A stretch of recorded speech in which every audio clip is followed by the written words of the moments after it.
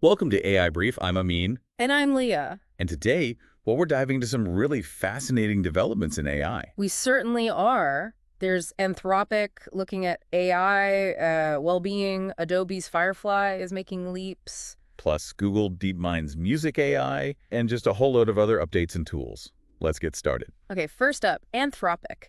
They've kicked off this new research program focused on model welfare. Model welfare. So they're actually developing frameworks to figure out if AI could potentially have consciousness. Sort of. They're looking into that and also indicators of like preferences or even distress in AI. Wow. And how you might intervene. Exactly. They even hired their first AI welfare researcher earlier this year, Kyle Fish. And didn't he estimate something like a 15% chance that current models might already be conscious? He did. It came off the back of a report he co-authored suggesting this might be a near-term thing, not just sci-fi. But Anthropic does admit there's huge uncertainty here, right? No scientific agreement at all. Oh, absolutely. But it definitely makes you think about, the future and how we might treat potentially conscious digital minds. It really does. Okay, shifting gears a bit, let's talk Adobe.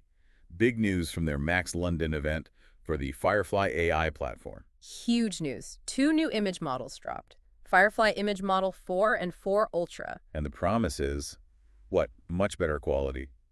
More realism. Better quality, realism, more control, faster speeds, and they support up to 2K resolution now, so higher detail. What caught my eye was the integration stuff. They're putting other models into the Firefly web app. Yeah, like OpenAI's GPT Image Gen, Google's Imagen 3 and VO2, even Black Forest Labs' Flux 1.1 Pro. So you can access those strengths without leaving the Adobe environment. That's quite smart. Seems like it. And their text-to-video and text-to-vector models are officially out of beta now, too. And there's a beta for Firefly boards. Yeah. For, like, collaborative mood boarding with AI. Uh-huh. And a mobile app is on the way. Yeah. Adobe's really pushing the commercially safe and IP-friendly angle, too. Which is key for professionals.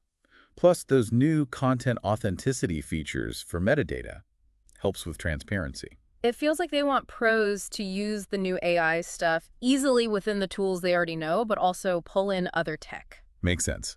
Okay, let's talk music.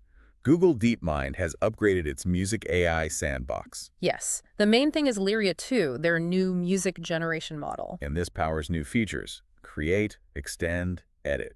Right. Generate tracks, build on musical ideas, or transform clips just using text prompts. Now, Lyria 2 is supposed to be higher fidelity, more pro-level sound. That's the claim. They also unveiled something called Lyria Real-Time for interactive creation, blending styles instantly. They're opening the sandbox access to more musicians in the US now for feedback, aren't they? They are. Google seems to be positioning these as like co-creation tools, trying to normalize AI in music production. Interesting strategy. Now, OpenAI, they've launched a lightweight version of their deep research tool. Yeah, for people who don't subscribe, it uses a model called O4 Mini, supposedly similar performance, just cheaper to run. And they gave some hints about their upcoming open source LLM, due early summer. A few details. Performance-wise, it'll sit somewhere between their old O3 model and DeepSeek's R1. And it can connect to the cloud for tougher reasoning tasks.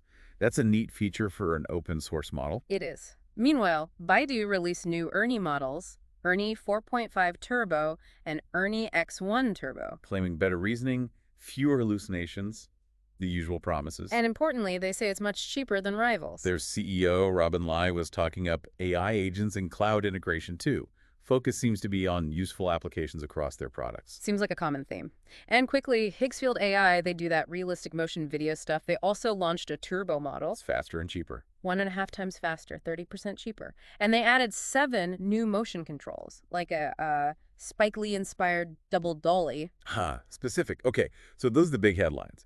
But there's always more happening, isn't there? Always. Like Tavis launching Hummingbird Zero, a new lip sync model they say is state-of-the-art. And President Trump signed an executive order for an AI education task force in K-12 schools.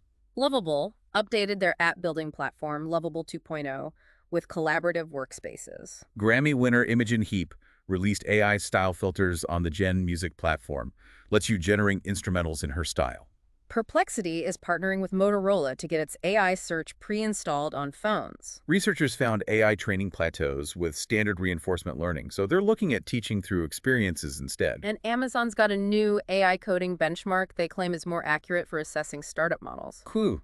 Okay, and let's not forget the tools. What's trending? Well, Dropbox Dash is getting attention universal search across your apps. OpenAI's GP Image 1 model is now available via API. There are new Copilot agents, researcher and analyst for data tasks. Dreamino launched C-Dream 3.0, another text-to-image model. Peak is an AI financial coach analyzing spending. Echo Memo saves and understands content from social media links. Linda turns conversations into short podcast clips. Handy. And Character.ai is letting you bring AI characters to life with video. Quite a list. It really is. And that wraps up our deep dive for this edition of AI Brief. We hope you found some of these updates thought-provoking. Absolutely. It's amazing how fast things are moving. Which one sparked your curiosity the most? Lots to explore. Definitely. If you enjoyed this overview, please do follow and share AI Brief. Help others stay informed about this incredibly dynamic field. Join us next time for more insights. See you then.